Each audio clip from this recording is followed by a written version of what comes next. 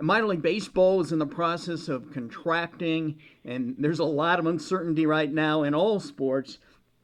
And Beloit has had a history of struggling to get fans to attend games. So, with all this uncertainty in mind, what is it that convinces you that this is all going to work out in Beloit, that the new stadium's going to work, that fans are going to embrace the team, that people will actually come and support the franchise? Well, number one, I've done it before. This isn't brand new. In Pensacola, Florida, we played at a stadium out by the university that's very similar to Pullman Field. And before we got into that, which was a pretty big investment, we did some research. And one of the things we found out is downtown stadiums, nobody could come up with a downtown stadium that has failed in the last 15 years. They can come up with stadiums by interstates that fail, but nobody could come up with something downtown, whether it's Fort Wayne, whether it's Pensacola. It just sort of works. The other thing is just love what Diane Hendricks and other people have been doing in Beloit. So you sort of want to make sure the city's moving in the right direction, because people just don't want to come down for a baseball game.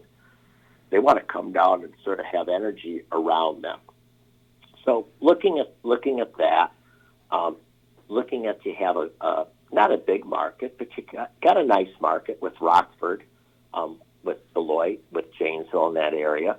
So I think what really makes me confident, Scott, is just that I've been through it before. And I think if you have a great stadium in the right location and it's extremely well run, you're going to have success. You mentioned Rockford, so Rockford is obviously a pretty big market.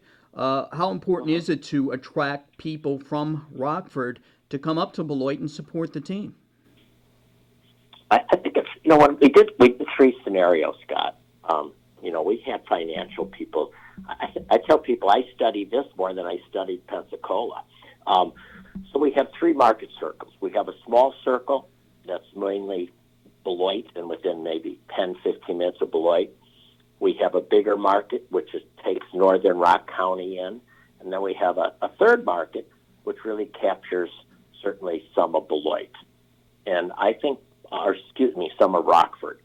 So I think, certainly we want to attract the group in Rockford, but we also didn't want to build a pro forma based on something that's unrealistic. So we think we have to prove to Rockford that it's worth the half-hour drive. Now, ironically, probably most people that come to a Pensacola Wahoo game drive a half hour.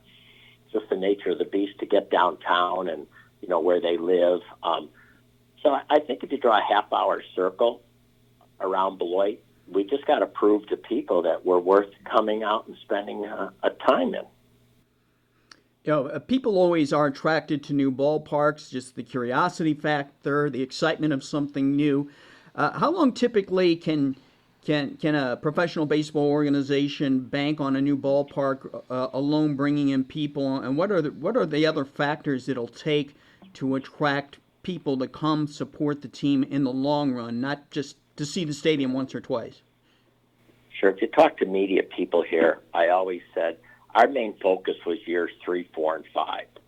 Because I think what happens is, Scott, and this is a great question, people are successful the first year or two and assume it's because they run well. Nah, it's the new ballpark, it's the excitement. So what do you do after that? So for the Vats in Pensacola, our first year we drew about 317,000, and we've never drawn less than 300,000. So I think the key to keep it is basically service. You've got to, of course, keep it clean. You've got to have great food, got to have reasonable pricing, but you've got to make it fun. I know there's a name change it's a process, and there are 5 finalists, I think. What's the benefit in changing the name of the franchise in Beloit? Well, I think it depends on the success of the old name. When we look at Beloit, you basically today in baseball, this might get a little complex, but we're not going to take any money out of this team. my wife and I said, if there are profits, we'll keep them right in Beloit. So the question, though, is how do you make it sustainable? That's not depending on a philanthropist, right, like myself, writing a check every year, because you want to make it sustainable. You have to look at your revenue streams. These are corporate sponsorship. This is tickets, people coming to the game, and food and beverage. The fourth revenue stream is merchandise. But merchandise is the only one that you can sort of make money, bring money in with people that aren't lived by you. They're not at a game. So merchandise becomes really, really vital. So we looked at the Beloit Snapper name, seeing it's been around. It only sold $37,000 worth of merchandise. And the last time it had a good merchandise year was 2004. So when we looked at it, we said, what can we do to differentiate it? Because though you want it to make sense to people in Beloit, it's got to make sense to other people. So when you look at Amarillo, when you look at Fort Wayne, they have products where the people love it locally, but it has a big run outside the local area. So merchandise became very, very important for sustainability of the franchise long term. So you want a unique name, a catchy name that somebody in California or Texas might want to buy a hat with the name and the logo on, or a jersey. That's what you're looking for, right? Yeah, we sold some hats to people in Afghanistan last week from the Pensacola Blue Wahoos. Wow. All right. Well, I know you have 5 finalists for a name. Do you have a timeline for when you plan to announce the name of the franchise? Yeah, probably early 2021, because you've got a couple things going on. You've got trademark issues. You've got everything, as you said, as we got on the call, who approves it? You know, with minor league and Major League Baseball still talking, they've not said even how to get things approved in the future. So we're just sort of on hold right now. Well, as I said at the start of our conversation, everything in minor league baseball is up in the air, including affiliations. Who's going to determine what major league organization will be affiliated with a Beloit team? And I mean, do you have any say in that? I'm sure a lot of Beloit fans would like to see a Brewers affiliation again, or maybe a Twins, or a close regional major league franchise. But how's that all going to be determined, an affiliation? I think Major League Baseball will make that decision. They'll make it based on location. They'll make it based. So for example, the White Sox, you might say, well, wow, they got a team in Winston-Salem and a team in Charlotte, and a team in Kannapolis. Well, they might put their teams out there. So Major League Baseball is looking at 3 things, they told us, for affiliations. Because, as you know, they're reducing from 160 to 120 teams. Number 1 is facility. And we just have the new facility standards. They want the visiting locker room as good as the home locker room. They want 2 tunnels. The neat part about this, with us being the first stadium built with the new facility requirements, we will be 100% in compliance with new facility standards. Very few facilities will be at that point right now. Number 2, they look at